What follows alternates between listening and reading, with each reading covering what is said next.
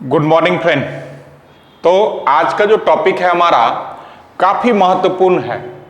अक्सर सवाल यहां से पूछता है, बनता है, तो महत्वपूर्ण है। नाम है टॉपिक का, वो है आपका राष्ट्रीय आय। अंग्रेजी में इसको कहते हैं नेशनल इनकम, राष्ट्रीय आय। यहां से पहले जानते हैं क्या है, कैसे है, किस तरह का सवाल है। और जैसे आसानी तरीके से अन्य चैप्टर को हम लोग समझे हैं, वैसे ही इस चैप्टर को भी समझ जाएंगे काफी आसानी से। अगर आप यहां पर छोटे छोटे बातों को ध्यान से केवल सुन लेंगे तो इसका सवाल आसानी से बन जाएगा। तो यहां से सवाल क्या सब आते हैं?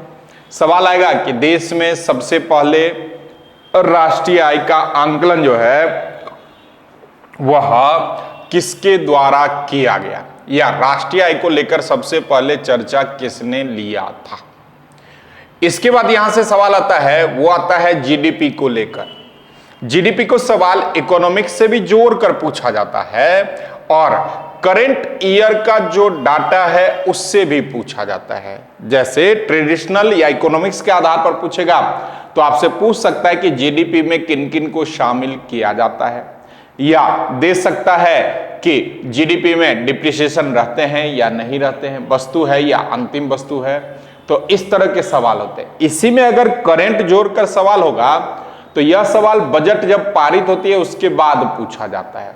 जैसे दे सकता है कि इस वित्तीय वर्ष में जीडीपी का जो है परसेंटेज कितना है शिक्षा के क्षेत्र में, या इसी को थोड़ा सा घुमा कर देगा तो देगा कि वर्तमान के जीडीपी रेशियो हो सकता है 7% दे, 2% दे, 10% दे, इसमें कृषि से क्षेत्र से कितना प्रतिशत लिया गया है। तो इसका चर्चा जो है जीडीपी के रूप में यहां से बनेगा करंट को जोड़कर। इसके बाद जो है वह आपका एनडीपी, उसके बाद जीएनपी, जीएनपी के बाद एनएनपी। यह चार चीज जो है यहां से सवाल बनेगा। इन सभी में उसी तरह का सवाल बनेगा जैसा हम कह रहे हैं कि कैसे इसका ग्रोथ किया जाए, कैसे इसको बढ़ाने से क्या बेनिफिट क्या लॉस है, इसके फॉर्मूला को जोड़ा जाता है। इसके बाद जब सवाल को थोड़ा सा घुमाकर, जिसको कहते हैं कठिन करने का प्रयास, तो पूछ सकता है जीडीपी का आंकलन किन किन तरीकों से किया जाता है, उसका बेस ईयर हमने बताया भी है पीछे, आधार वर्ष क्या लिया गया है। तो इन विषय वस्तु को अगर चर्चा कर लेंगे तो नेशनल इनकम हमारा क्या हो जाएगा, नेशनल इनकम समाप्त हो जाएगा। तो आइए छोटे छोटे टॉपिक के आधार पर इसको समझने का प्रयास करते हैं। पुनः अगर कोई टॉपिक समझ में ना आए तो आप हमें कमेंट कर सकते हैं, यहां कर सकते हैं, या टेलीग्राम पर आकर जो हमने आपको दिया था @ARMBH, या नहीं तो फिर यूट्यूब चैनल है ही इसी नाम से ARMBH, आरम बाय आनंद झा सर। तो इस पर आप कमेंट करके हमें बता सकते हैं कि ये टॉपिक समझ में नहीं आया, तो हम आपको बता देंगे। व्हाट्सएप नंबर भी हमने आपको दिया है 9470898316। तो चलिए आगे शुरुआत करते हैं। नेशनल इनकम, राष्ट्रीय आय। अब देखिए, इसको अगर दो खंड में विखंडित कर दिया जाए तो क्या हो सकता है, राष्ट्र प्लस आय, या इसको सही करने के लिए राष्ट्र की आय। तो राष्ट्र प्लस आय मतलब क्या, किसी देश का इनकम, उसी को तो कहेंगे राष्ट्रीय आय। जैसे हम कहते हैं ना परिवार का इनकम, परिवार का इनकम मतलब क्या, परिवार के सभी लोग जो भी उसमें कहते हैं ना, इस परिवार का एवरेज इनकम 2 लाख, 4 लाख, 5 लाख होगा। तो उस परिवार का मतलब जो भी परिवार के सदस्य हैं वह किसी भी रूप में जो कमाकर लाते हैं वह उस परिवार का आय हो गया। ठीक उसी प्रकार से राष्ट्रीय आय क्या होता है, देश का इनकम।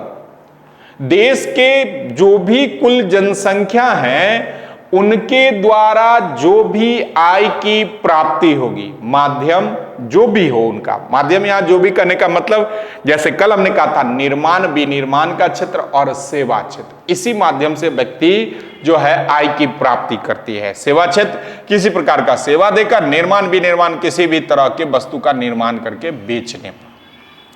तो किसी भी माध्यम से अगर देश में आय की प्राप्ति हो रही है तो उसे हम राष्ट्रीय आय कहकर संबोधित करते हैं। जब परिभाषा की बात करेंगे तो कहा जाता है, लिखना होगा तो आप लिखेंगे कि किसी भी देश की एक वित्तीय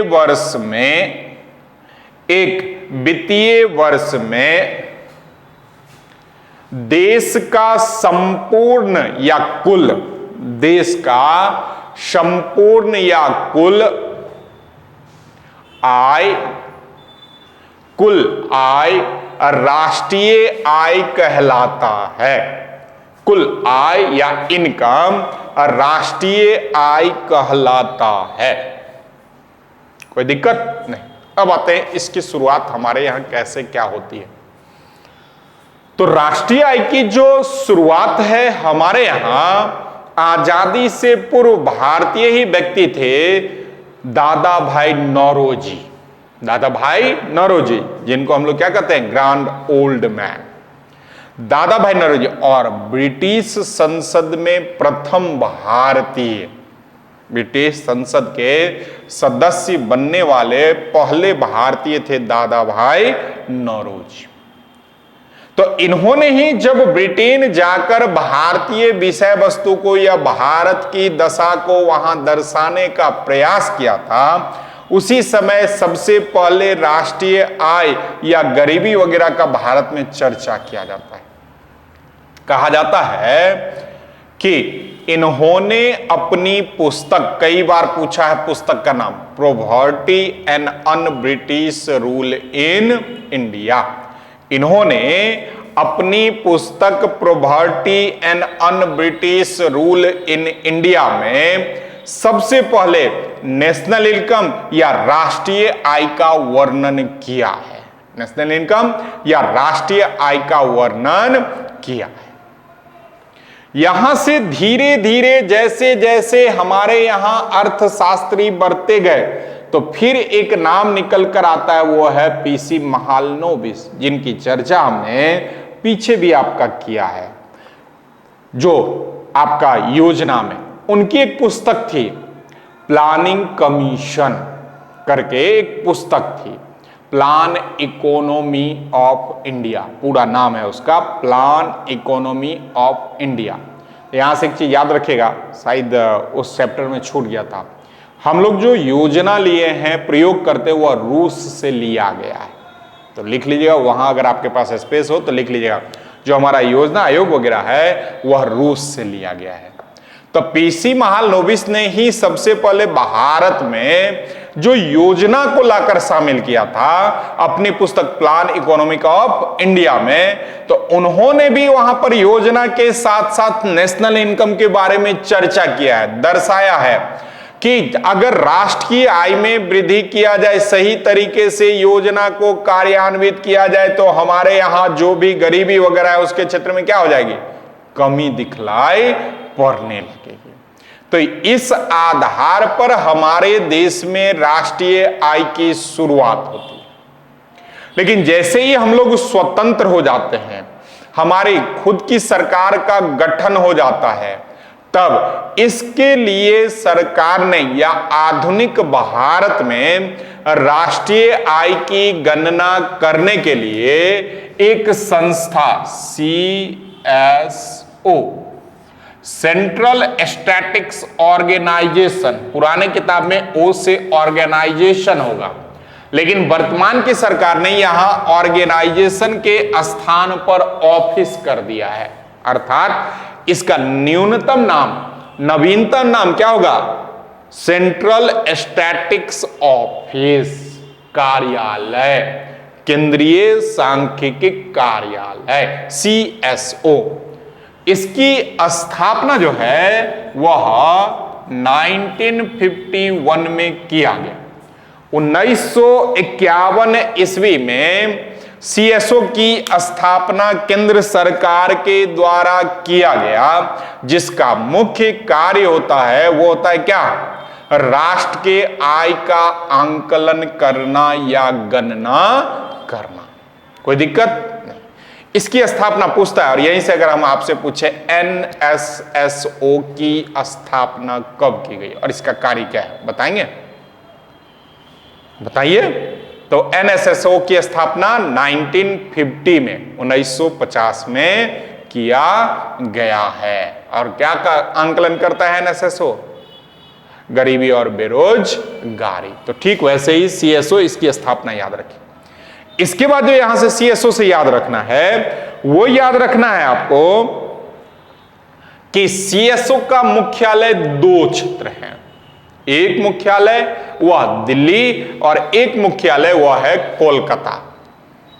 दोनों जगह मुख्यालय है, इसीलिए कभी काल देखिएगा आंसर में दिल्ली देता है और कभी कभी आंसर में कोलकाता डाल देता है। अब आपके मन में सवाल उठता होगा कि सर अगर दोनों हो तो दिल्ली जाएगा दोस्त, लेकिन सबसे पहली संस्था जो इसका स्थापित हुआ था मुख्यालय, वो कलकत्ता था। चलें आगे। तो यह सीएसओ 1951 में स्थापित हुआ और इसी के माध्यम से वर्तमान में जो है वह राष्ट्रीय आय का आंकलन किया जाता है। आगे बढ़ेंगे तो एक सवाल अक्सर पूछा जाता है कि राष्ट्रीय आय में हिंदू वृद्धि दर को किनके द्वारा शामिल किया गया है। तो वहां पर आप नोट करके एक सवाल या लिख सकते हैं प्रश्न को, तो लिखिए, राष्ट्रीय आय में हिंदू वृद्धि दर को, राष्ट्रीय आय में हिंदू वृद्धि दर को प्रोफेसर राजकृष्णन या आर कृष्णन मिलता है ऑप्शन में, प्रोफेसर राजकृष्णन के द्वारा शामिल किया गया है। अक्सर सवाल मिलेगा ये पॉइंट। चलें, अब आते हैं कि देश का इनकम किस आधार पर निर्धारित किया जाएगा। कैसे हमें पता होगा कि देश का क्या इनकम है क्या नहीं। तो देश की कुल जनसंख्या के द्वारा जो भी आय प्राप्त होगा वो क्या होगा, राष्ट्रीय आय कहलाएगा। यह 2 तरीके से प्राप्त होता है, एक सेवा के क्षेत्र के माध्यम से और दूसरा निर्माण या विनिर्माण के क्षेत्र के माध्यम से।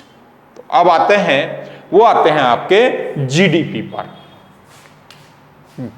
स्टार करके पॉइंट लिखिएगा, वो है जीडीपी। फुल फॉर्म होता है दोस्त इसका ग्रॉस डोमेस्टिक प्रोडक्ट।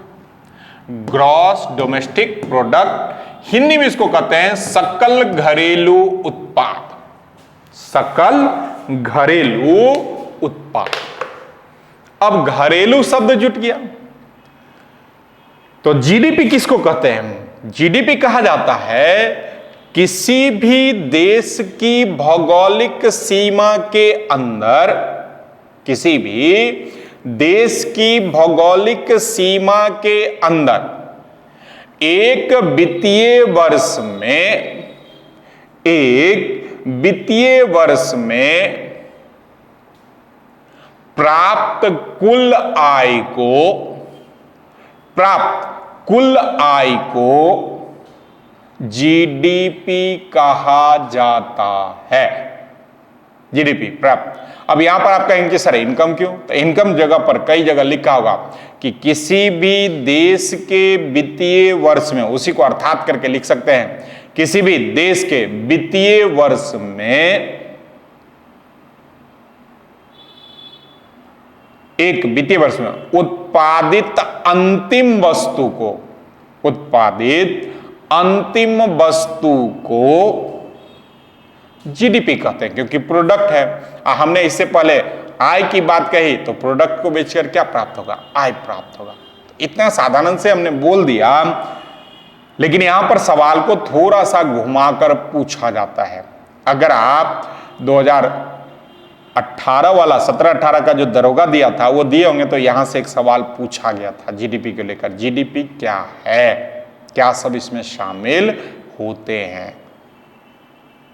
तो चलते हैं जीडीपी का, जैसे हमने कहा, तो इसको समझने का देखिए, हमने कहा इसका फुल फॉर्म क्या है, ग्रॉस डोमेस्टिक प्रोडक्ट, सकल घरेलू उत्पाद।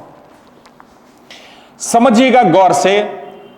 मान लीजिए कि आपके यहां आज सुबह सुबह कोई व्यक्ति आया और कहा कि आपके सभी लोगों को, आपके यहां जो भी लोग हैं, 100 परिवार हम आपको निमंत्रण देते हैं, आमंत्रण करते हैं कि आप हमारे यहां क्या करें, आए, भोजन पर आए। अब जब उसने कहा कि आपके पूरे परिवार के लोगों को हम क्या कर रहे हैं, आमंत्रण कर रहे हैं, बुला रहे हैं शाम में खाना खाने या भोज पर, आपने उसको एक्सेप्ट किया। अब जब आपने एक्सेप्ट किया तो जब जाने का समय हुआ, मान लीजिए आपको शाम के 7 बजे बुलाया गया था, इसी दरमियान 3 से 4 बजे आपके यहां कोई गेस्ट आ गए, कोई भी गेस्ट हो, दोस्त हो, चाचा हो, मामा हो, ताऊ हो, जो भी हो, वो व्यक्ति क्या कर गए, आ गए। अब वो व्यक्ति आ गए तो जब आप निमंत्रण के लिए शाम के 7 बजे जाएंगे तो क्या उन्हें छोड़ देंगे? कुछ लोग कहेंगे हाँ, कुछ लोग कहेंगे नहीं। नहीं, अक्सर देखा जाए तो हम क्या करते हैं, उनको भी ले चलते, क्योंकि जैसे ही वो कहता है कि नहीं नहीं हमें तो निमंत्रण, तो क्या कहते हैं हम लोग, नहीं, कहा गया है 100 परिवार आप आमंत्रित है, अर्थात उस समय हमारे यहां या हमारे परिवार में, आपके परिवार में जो भी लोग हैं, सभी के सभी लोगों को क्या किया गया है, आमंत्रित किया गया है। तो हम लोग पॉजिटिव होते हैं, हम लोग उनको लेकर क्या किए, चले गए। तो हम लोग उनको लेकर चले गए, कोई दिक्कत नहीं। वही तो जीडीपी है। जीडीपी क्या कहा, अब उसके आधार पर इसको समझिए। जीडीपी कहता है सकल घरेलू उत्पाद, घरेलू मतलब घर में रह रहा कोई भी व्यक्ति, घर में रह रहा कोई भी व्यक्ति। तो घर में रह रहा कोई व्यक्ति क्या, जो आपके या आपके परिवार थे वो, और जो नए आए आपके यहां गेस्ट, उनको भी शामिल। तो वही चीज जीडीपी में शामिल होता है। अब समझिए जीडीपी क्या कहता है। जीडीपी कहता है किसी भी देश के भौगोलिक सीमा के अंदर, मान लीजिए यह किसी देश का भौगोलिक सीमा है, इतने बड़े में कोई देश है, तो कहा जीडीपी कि किसी भी देश के भौगोलिक सीमा के अंदर, इस भौगोलिक सीमा के अंदर रह रहे कोई भी व्यक्ति, यहां पर कोई भी व्यक्ति का मतलब क्या होता है, रह रहे कोई भी व्यक्ति। अब यहां पर कोई भी व्यक्ति का मतलब क्या, घर के भी लोग और घर के साथ साथ गेस्ट भी। तो भौगोलिक सीमा में घर का लोग कौन, तो भौगोलिक सीमा में घर का लोग कौन, देश का नागरिक।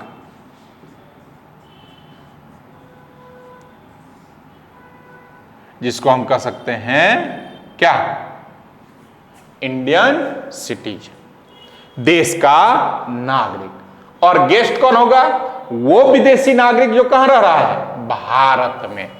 तो प्लस कोई भी व्यक्ति का मतलब हो गया देश का नागरिक, और प्लस में विदेशी नागरिक जो कहां रह रहा है, भारत में रह रहा है। लिख ही देते हैं, जो भारत में रह रहा है।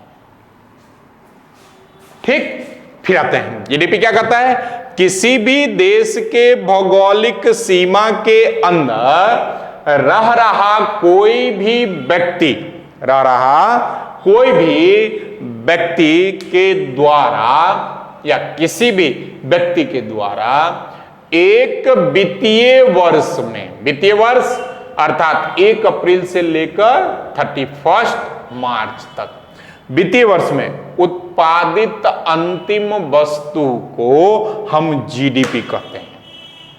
किसी को कोई कठिनाई शायद नहीं होना चाहिए, फिर दोहरा देते हैं। याद होगा हमने पीछे क्लास में आपको कहा था वस्तु और अंतिम वस्तु में बहुत अंतर है दोस्त, और यही सवाल दरोगा में पूछा हुआ था। जीडीपी बराबर डैश करके एक वित्तीय वर्ष में उत्पादित वस्तु, और अधिकांश लोग इसी को आंसर दिए थे, एक वित्तीय वर्ष में उत्पादित अंतिम वस्तु। वस्तु और अंतिम वस्तु में बहुत अंतर है, पीछे भी समझाए थे, अब पुनः समझाते हैं। वस्तु उसे कहते हैं जिससे नए वस्तु का सृजन या निर्माण किया जा सके।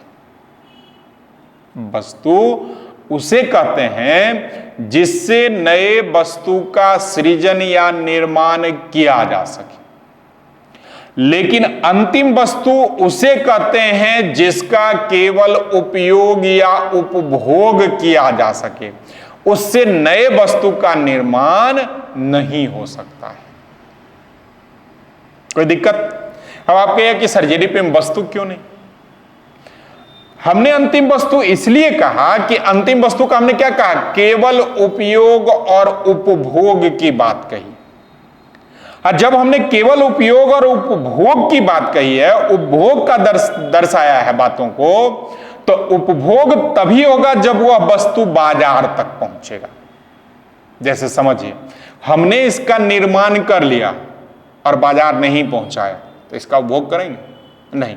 तो बहुत के मन में होगा सर आप अपना स्वयं इसका उपयोग कर लिया। जब हमने इसका स्वयं उपयोग कर लिया तो इससे हमारा कोई इनकम नहीं, तो इसका राष्ट्रीय से कोई लेना देना नहीं है। ठीक, तो अंतिम वस्तु का वस्तु नहीं होगा, क्योंकि हमारा वित्तीय वर्ष होता है, नहीं ऐसे तो ऐसे समझिए, हमारा वित्तीय वर्ष कब होता है? 1 अप्रैल से 31 मार्च। तो दोस्त ऐसा भी तो होगा कि हमारा 31 मार्च को भी कोई ना कोई वस्तु क्या हुआ होगा, उत्पादन हुआ होगा। अब वह उत्पादन हुआ और गया कब? 1 अप्रैल को, तो उस वित्तीय वर्ष का नहीं ना होगा।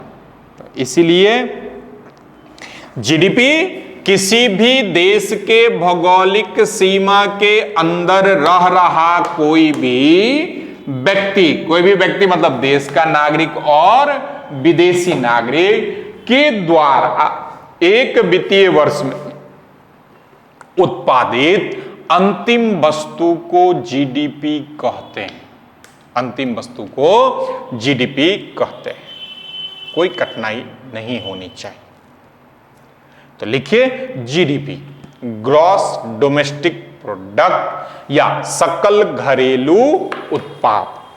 ग्रॉस डोमेस्टिक प्रोडक्ट या सकल घरेलू उत्पाद।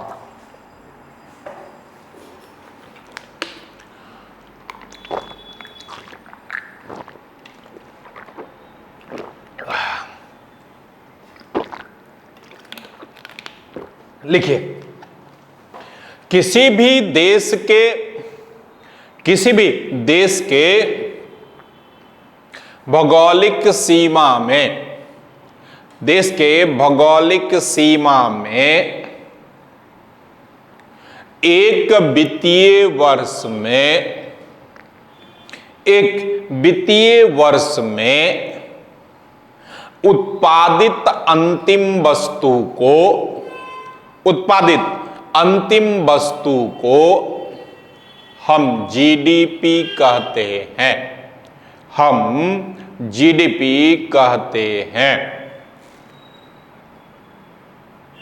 तो लिखिए इसमें डैश देकर पहला, भौगोलिक सीमा को शामिल किया जाता है। भौगोलिक सीमा को शामिल किया जाता है।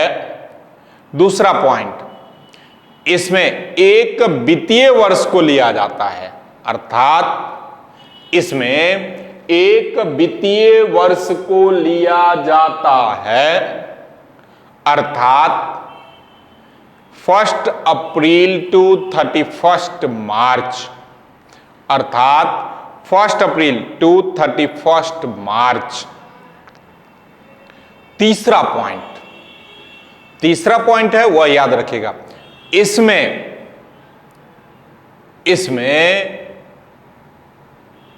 भौगोलिक सीमा में रह रहे भौगोलिक सीमा में रह रहे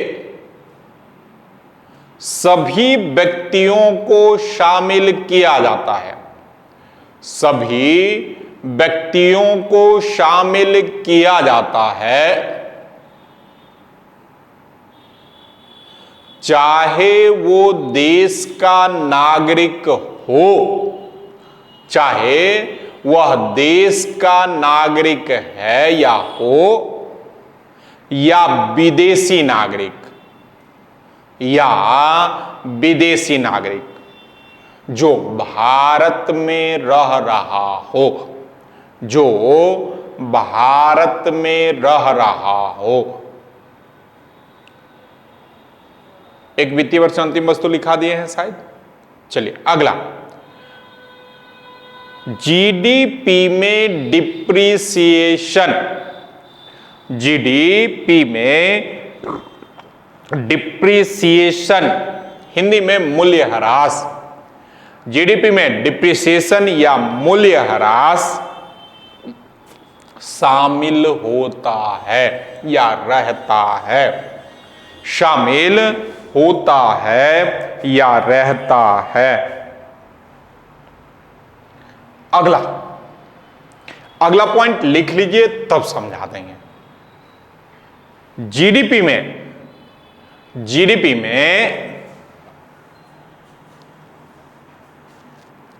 उस वित्तीय वर्ष में, जीडीपी में उस वित्तीय वर्ष में खरीदे गए शेयर और डिवेंचर, खरीदे गए शेयर और डिवेंचर को शामिल किया जाता है, शामिल किया जाता है। पैराग्राफ बदल कर लिखिएगा, लेकिन पिछले वित्तीय वर्ष में, लेकिन पिछले वित्तीय वर्ष में, फाइनेंशियल ईयर में खरीदे गए शेयर या डिवेंचर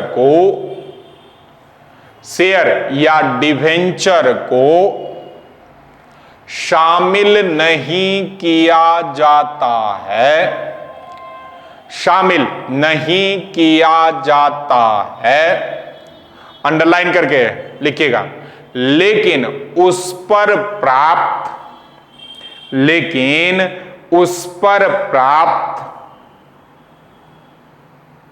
आय, या लिखिएगा ब्याज और लाभ, लेकिन उस पर प्राप्त ब्याज, इंटरेस्ट और प्रॉफिट, लाभ को शामिल किया जाता है, को शामिल किया जाता है। तो जो ऊपर का बिंदु है वो हम लोग समझे हैं, तो थोड़ा सा और भौगोलिक सीमा हमने बता ही दिया, कोई भी व्यक्ति बता ही दिया, देश का नागरिक और विदेशी। अब यहां पर शेयर और डिवेंचर वाला पॉइंट को समझ लीजिए लोग आसानी से। हमने कहा जीडीपी में क्या करते हैं, एक वित्तीय वर्ष में जो भी चीज शामिल है, तो एक वित्तीय वर्ष अर्थात यहां कहने का मतलब क्या है, 1 अप्रैल से लेकर 31 मार्च को, 1 अप्रैल से लेकर 31 मार्च को। अब समझिएगा लोग, अगर मान लीजिए इस बीच में कभी भी, मतलब मान लीजिए अभी का मंथ है सितंबर, अगस्त में हमने किसी शेयर को खरीदा, तो अगस्त में अगर हम कोई शेयर खरीदते हैं तो वह किस वित्तीय वर्ष का है, इसी वित्तीय वर्ष का है, अर्थात उसका लेखा जोखा हम उस वित्तीय वर्ष में क्या कर दिए। अब जब उसका वित्तीय वर्ष जो में कर दिए हैं हम लेखा जोखा, तो जो भी शेयर हमने खरीदा वो प्रॉफिट कब देगा, जब उस शेयर के जो भी संस्था है उसका वित्तीय वर्ष समाप्त होगा तब। और अधिकांश जो संस्था है उसका वित्तीय वर्ष यही होता है, ताकि सरकार का जो वित्तीय वर्ष है वही वित्तीय वर्ष रखने से लेन देन करने में या कह सकते हैं डाटा को सही तरीके से तैयार करने में कठिनाई का सामना न करना पड़े। तो वह व्यक्ति जो आज, जैसे हमने आज मान लीजिए कि 10 लाख का शेयर रिलायंस का खरीद लिया, तो रिलायंस का वित्तीय वर्ष भी क्या होगा, अधिकांशतः का होता है 1 अप्रैल से 31 मार्च। अब जो शेयर आज हमने 10 लाख रुपए का शेयर लिया, इस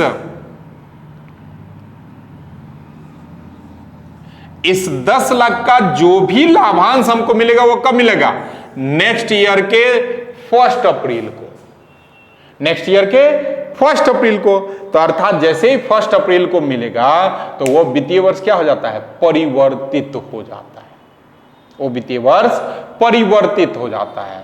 तो इसीलिए अगर इस वित्तीय वर्ष कोई शेयर या डिबेंचर हम खरीदते हैं तो उसको दर्शाएंगे, पर उससे प्राप्त जो भी हमें ब्याज या लाभांश, इंटरेस्ट या प्रॉफिट प्राप्त होगा, उसे हम उस वित्तीय वर्ष में ना दर्शाकर कब दर्शाएंगे, अगले वित्तीय वर्ष में दर्शाएंगे। फिर कई के मन में होगा सवाल कि सर कोई जिस संस्था का वित्तीय वर्ष इसमें नहीं हो, तो जिस संस्था का वित्तीय वर्ष नहीं होगा आपको उसी वित्तीय वर्ष आ गया तो उसको यहां दर्शाएंगे, लेकिन अधिकांशतः संस्था का वित्तीय वर्ष यही होता है। कोई दिक्कत? तो जो लाइन हमने आपको लिखाया कि इस वित्तीय वर्ष खरीदे गए शेयर या डिवेंचर को दर्शाएंगे, पर पिछले वित्तीय वर्ष खरीदे गए शेयर डिवेंचर को ना दर्शाकर उस पर प्राप्त आय को दर्शाया जाएगा। इसी को जीडीपी कहते हैं। आशा करते हैं आप समझ गए। एक टॉपिक वहां पर था, वो था आपका डिप्रीसिएशन। तो डिप्रीसिएशन का नेक्स्ट टॉपिक में हम चर्चा कर रहे हैं। तो आइए अगला टॉपिक वो है आपका एनडीपी। रानी जी